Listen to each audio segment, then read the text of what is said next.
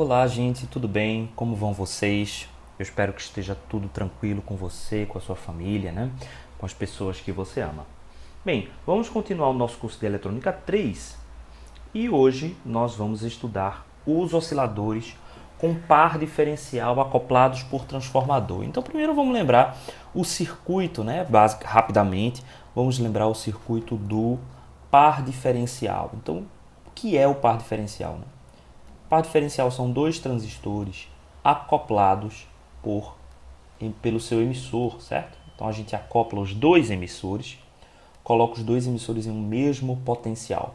Aqui eu posso representar com uma fonte de corrente, que eu vou chamar de IEE, certo? Porque está conectado aqui aos emissores em uma corrente constante, e vou ligá-la numa tensão menos VEE. Ok. Para fazer a excursão, né, desse sinal, eu preciso ligar dois resistores. Então posso chamar esse cara daqui de resistor de coletor 1 e posso ligar um outro resistor que eu vou chamar de RC2 naturalmente, né? Resistor do coletor 2. Eles não precisam ser iguais, né? Mas se eles são iguais, isso significa que o meu sinal vai ter a mesma excursão dos dois lados. E aí o que eu vou fazer? Primeiro de tudo, eu preciso fazer uma realimentação, certo? Essa realimentação é o que vai garantir que o meu circuito oscile e ele precisa ser realimentação positiva. E eu preciso também ter um circuito de ordem 2, já que esse é um oscilador harmônico, né? Então, para que ele tenha ordem 2, eu preciso ligar um elemento capacitivo, que eu vou dizer que tem aqui uma certa capacitância C, e um elemento indutivo. Para esse elemento indutivo, eu vou usar um transformador. Então, o primário do meu transformador é que vai ser a minha indutância L. E o secundário do meu transformador é o que eu vou usar para fazer a minha realimentação. Então vamos dizer que o meu transformador aqui, primário e secundário, estão na mesma polaridade.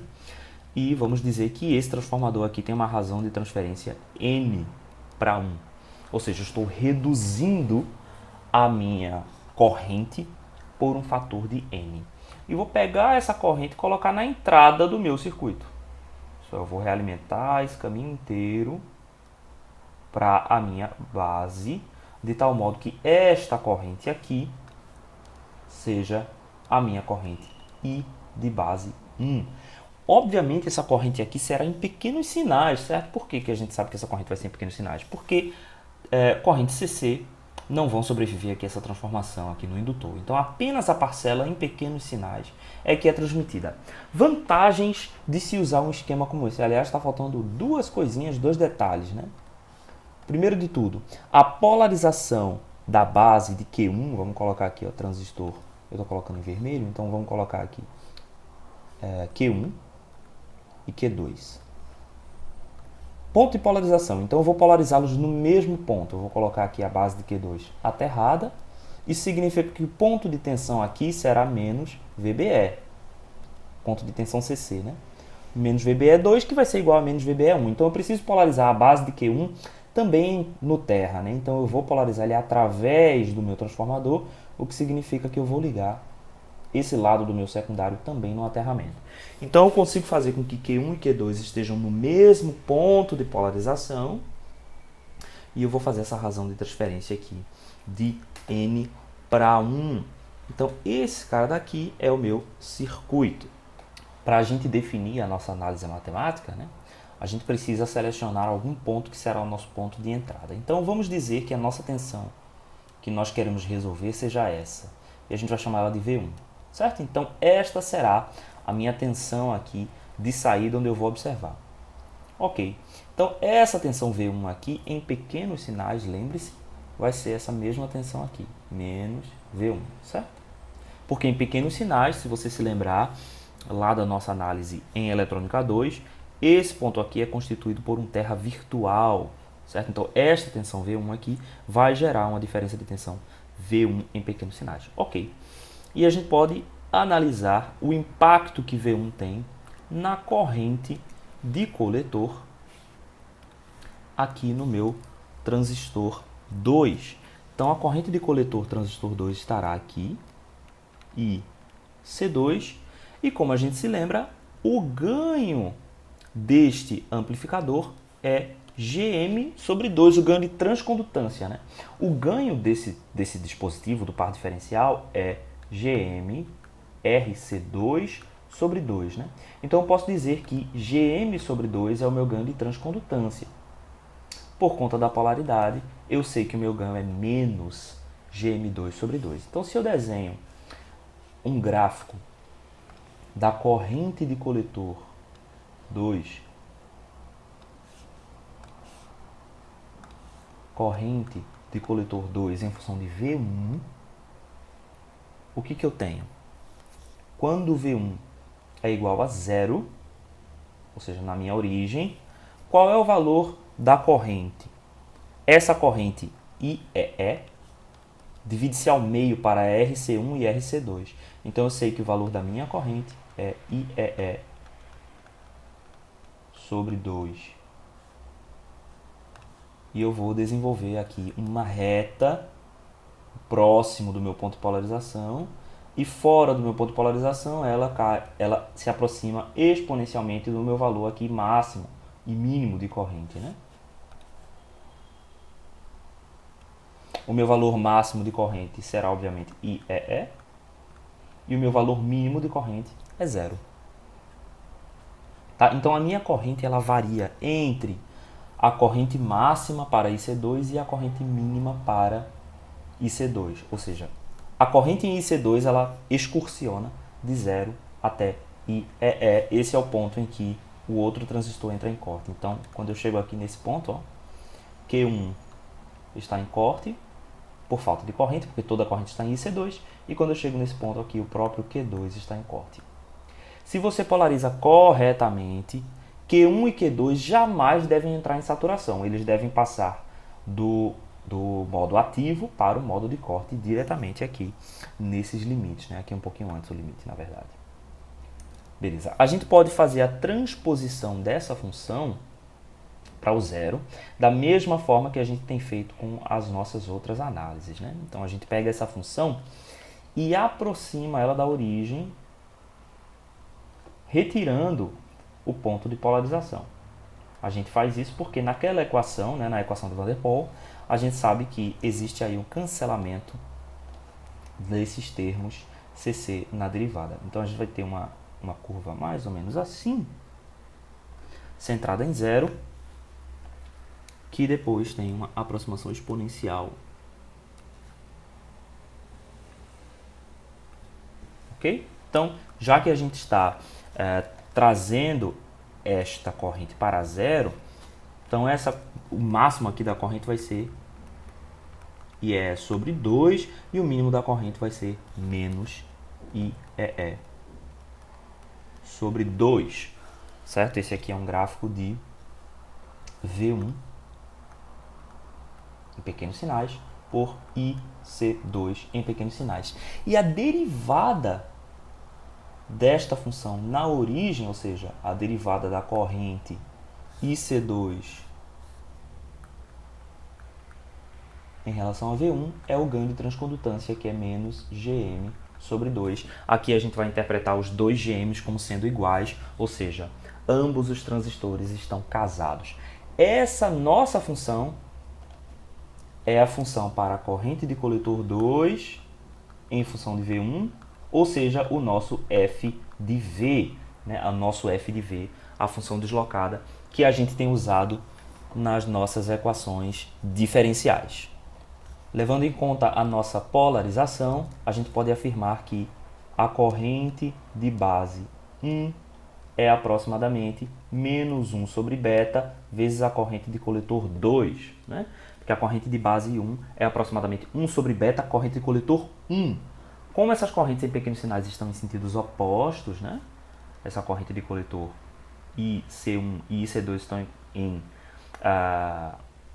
em polaridades opostas, então IC1 é aproximadamente menos IC2 em todos os pontos, né? Então eu posso substituir aqui e aproximar IB1 de menos 1 sobre beta IC2. A partir disso, a gente consegue levantar quem é a equação fazendo a lei das correntes de Kirchhoff no coletor de Q2. Então vamos fazer isso agora. Vamos lá. Se eu tenho V1 aqui, permita-me colocar ele já em pequenos sinais para a gente facilitar, tá bom? Então vou colocar V1 em pequenos sinais. Antes do transformador eu tenho N vezes V1. Então vou apagar esse L aqui e vou colocar aqui N V1. Ok. Vou colocar o L de novo aqui. Esse L, a propósito, é o parâmetro Lzinho11 do indutor. Então esse L é o L11 ou a autoindutância do primário, certo? Então NV1 é o que vai determinar essas três correntes aqui. E RC2 eu vou dizer que é 1 sobre a minha condutância G, tá? Então eu vou dizer que existirá. Eu vou modelar aqui fazendo uma condutância G, que é 1 sobre RC2. Ok. Então aqui nesse ponto vamos considerar todas as correntes saindo deste nó, ou seja, do nó coletor 2. Então vamos fazer a LCK no coletor de Q2, coletor de Q2. Então, ok. Considerando as correntes saindo, deixa eu colocar dois pontos aqui, a corrente de coletor 2 e C2, mais a corrente sobre o resistor RC2. Veja a polaridade de NV1, né?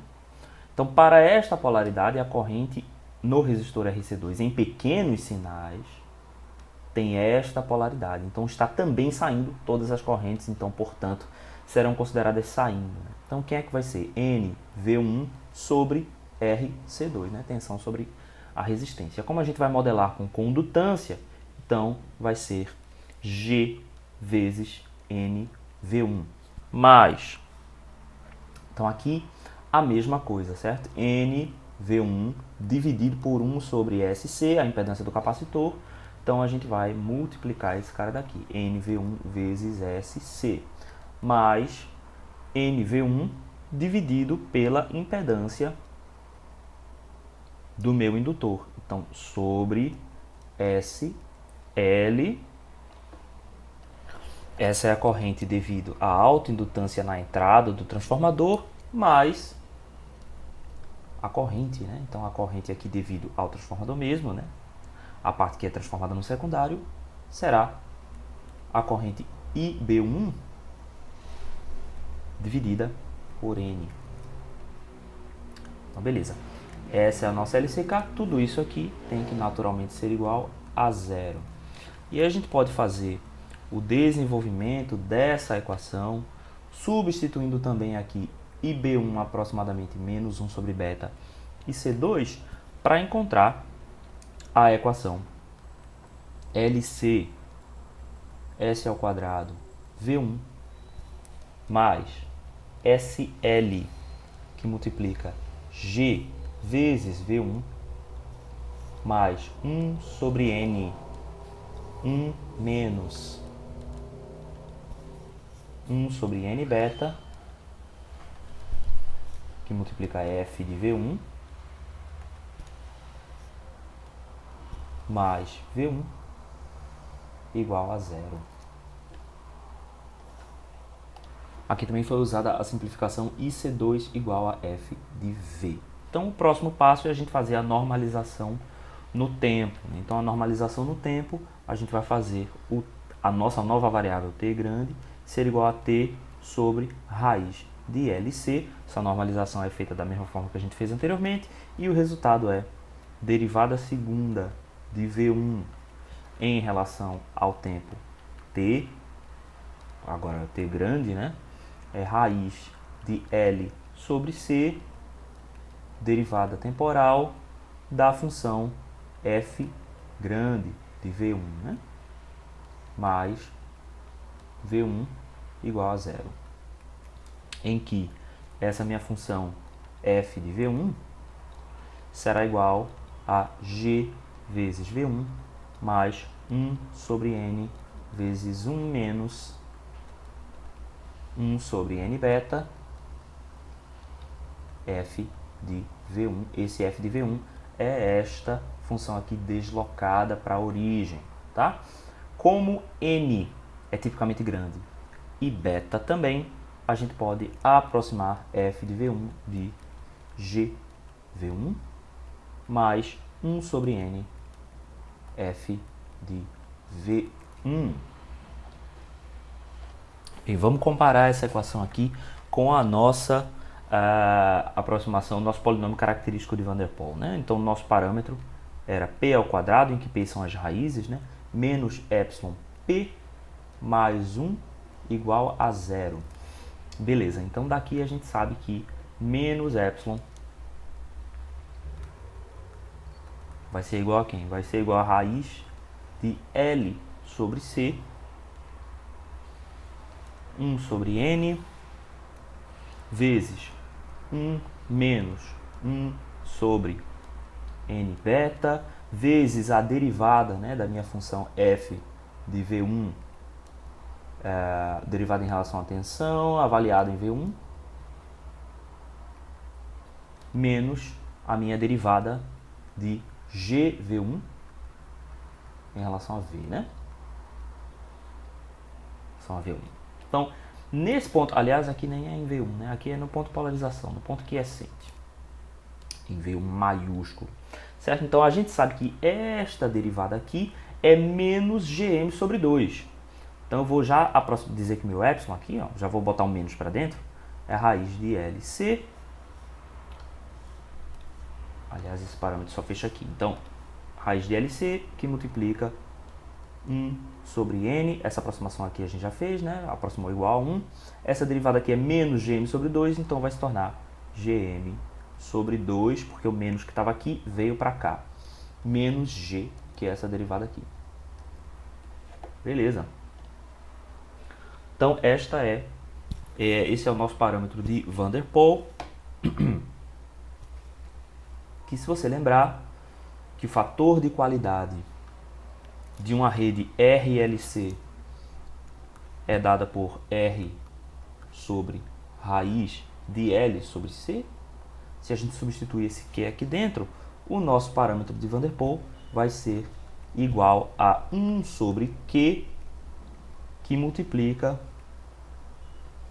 Gm vezes R sobre 2N menos 1. Tá? Esse R aqui sendo o meu RC. Então, você deve se lembrar que GMR sobre 2 é o ganho intrínseco do par diferencial. Então, meu parâmetro de Van der Pol para este amplificador será 1 sobre o fator de qualidade, que multiplica o ganho intrínseco do par diferencial dividido por N menos 1. E essa é a nossa expressão final para o parâmetro de Van der Pol. Lembrando que esse parâmetro de Van der Pol deve estar entre 0 e 2, né, maior que 0 e menor que 2. Nunca é igual a 0, nunca é igual a 2. O ideal é que ele fique ligeiramente acima de 0. Daí agora a gente tem um parâmetro para a nossa modelagem do circuito, né? Então a gente consegue controlar o fator de qualidade. O fator de qualidade depende, né, desse circuito RLC. N é a nossa razão de transferência do transformador. AV é o ganho do par diferencial, que é GMRC sobre 2, e a partir disso a gente consegue agora encontrar quais são os limites em que o nosso amplificador oscila. Bem, vamos agora fazer um comentário sobre a amplitude do sinal de saída, né? Então, no oscilador ponte divine, por exemplo, a gente viu que essas equações e a aproximação de Van der Pol, ela não é suficiente para determinar qual é a amplitude. Mas, nesse caso, nós temos uma forma de analisar qual será essa amplitude. Por quê? Se você observa esse circuito, ele existe dentro de um limite de saturação muito claro. A corrente de coletor em IC2, ela varia apenas de 0 até IEE, certo? Aqui no caso ela está centralizada, mas ela varia de 0 até IEE. Então a gente pode traçar uma forma para a corrente no coletor. Então vamos desenhar novamente aqui o nosso sistema de coordenadas. Então, se você tem um sinal pequeno, o que é que você espera ver na saída, né? Na saída você espera ver em torno de IEE sobre 2. Permita-me desenhar isso aqui pontilhado. Digamos que essa corrente aqui seja IEE. Não assim, né, Elias? Vamos lá, padrão e tira. IEE sobre 2, essa aqui é a corrente de coletor 2 e aqui é o tempo, tá? Então a minha corrente ela vai oscilar em torno de IEE sobre 2. Para uma corrente pequena, o que a gente espera ver é uma excursão dentro da região linear, ou seja, esta corrente aqui iria se comportar como se a gente tivesse um circuito classe A. Por que classe A? Porque próximo de IEE sobre 2, ambos os transistores Q1 e Q2 estão nas suas regiões. Q1 e Q2 estão sempre na região ativa. Ou seja, a gente tem uma resposta aqui bem linearizada. Mas se a gente começa a aumentar esse valor, que é o que acontece, né? Por quê? Porque o nosso circuito tem realimentação positiva, então essa oscilação tende a crescer. Quando ela cresce bastante, ela vai atingir o limite de saturação. Nesse caso, a gente sabe quem é o limite de saturação. Vamos colocar aqui em azul, será IEE e 0. Então, ao passar do tempo, a minha corrente vai ter um formato mais ou menos assim. Como uma onda quadrada, tá? E aí o que acontece na onda quadrada?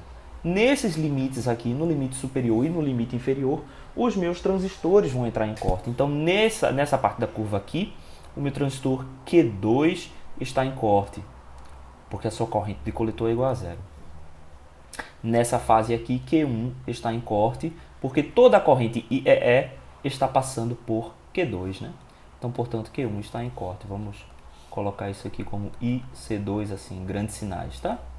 E aqui eu vou colocar o tempo em preto para ficar o gráfico certinho. Então, esta curva azul, que é a curva onde o seu circuito vai estabilizar, a gente consegue classificar ela como classe AB. Por que AB? Porque neste interior aqui, quando a corrente estiver próximo de IEE sobre 2, ambos os transistores estão funcionando. Quando ela diverge de IEE sobre 2, quando ela vai para as extremidades, um dos dois entra em corte, né? Então, isso é típico da classe AB. E nós conseguimos uma onda quadrada centralizada em IEE sobre 2. Então, a gente pode expandir esse cara em séries de Fourier.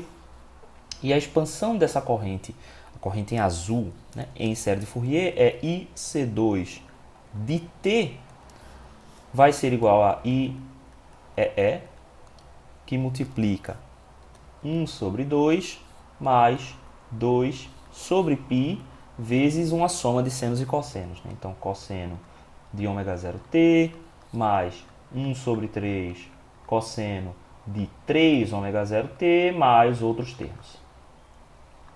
Fechou? Fechou. Ok.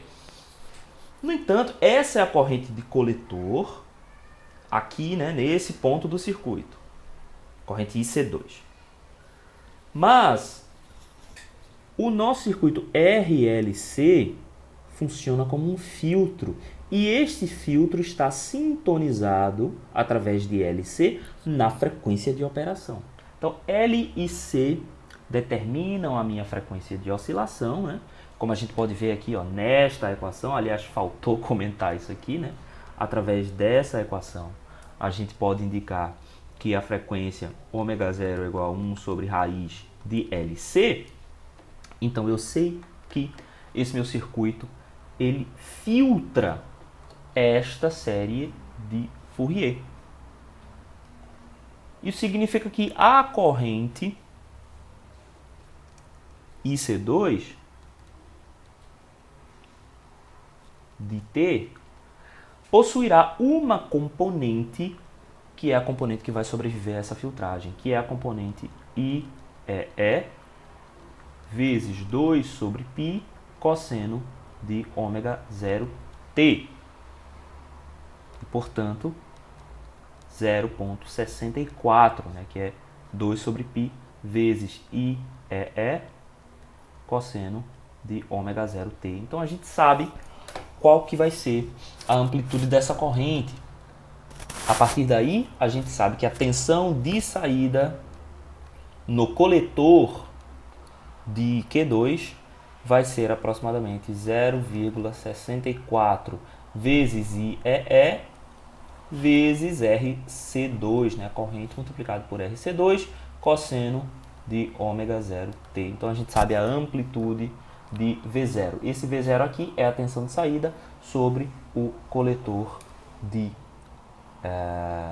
Q2, certo? Então, ó, eu posso tomar minha saída aqui, já que ela vai ser mais alta do que V1, mas as duas são proporcionais, tá? Eu posso observar minha saída tanto aqui quanto aqui. Então, tem uma forma aqui de prever qual será a amplitude do meu sinal. Bem, agora que a gente falou sobre isso, né, tem um exemplo, SPICE, no livro, tá, que a gente pode discutir na nossa aula síncrona, certo? E a gente vai mostrar o design, como a gente faz tudo isso.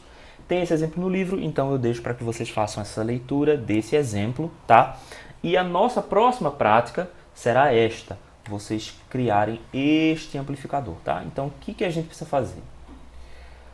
Projetar uma fonte de corrente, isso aqui é tranquilo, certo? Determinar os níveis de VCC e VEE e projetar o amplificador par diferencial. Esse amplificador vai ter um certo ganho intrínseco, tá? Esse ganho intrínseco é esse valor aqui de AV.